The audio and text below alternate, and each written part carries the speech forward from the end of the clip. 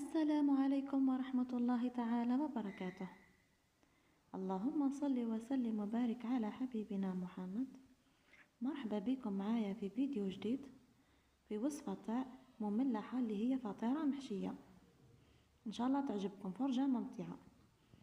على بركة الله راح نبدأ في المقادير.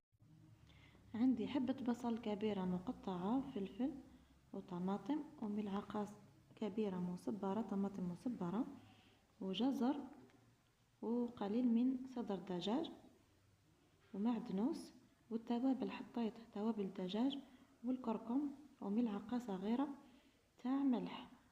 راح نحطهم يتقلاو، نخليهم يذبالوا ويطيبوا مليح.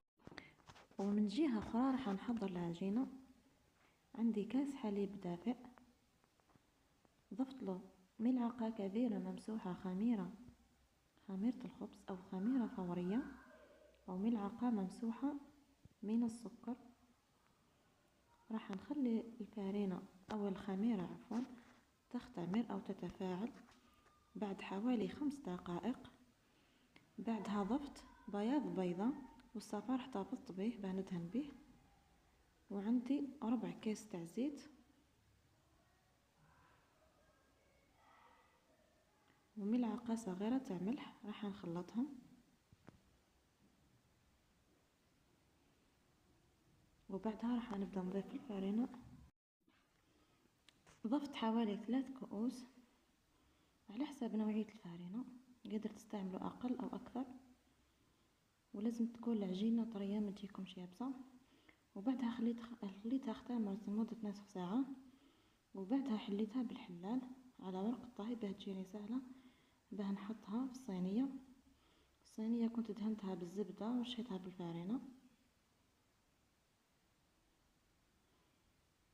كذا تجيكم سهلة ما تعييكمش. وبعدها راح نجيب الحشو بعد ما برد، راح نوزعه على كامل العجينة. وفي المرحلة هذه لكم الاختيار، تقدروا تزيدوا زيتون ولا شي اللي حبيته.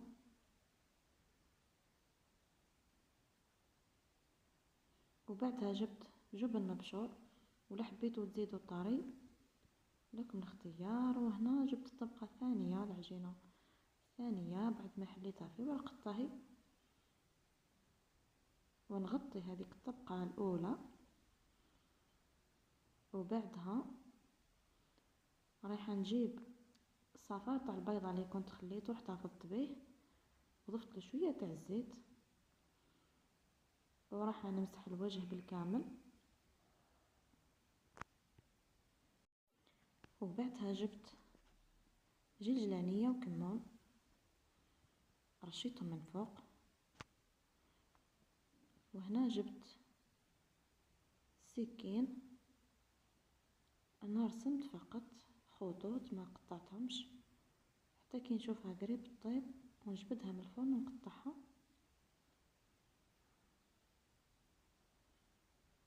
قطعتها بالشكل هذا. وبعدها راح نحط الزيتون، اذا حبيتوا تستعملوا الاسود استعملوه. قبل ما نحطوا الحبة تاع الزيتون نثقبوا هذيك العجينة باه يخرج لنا الهواء وما تتنفخش في الفرن، ونحطوا هكا الحبة تاع الزيتون.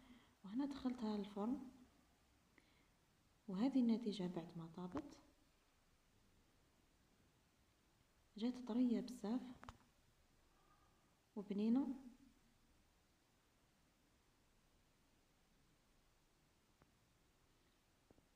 تقدروا تحطوها وترفقوا لها شوربة كيما تقدروا تاكلوها هكذا. جربوها راح تحبوها بزاف وتعجبكم. وما بقى لي غير نقولكم تبقاو على خير ومع الف الف سلامة.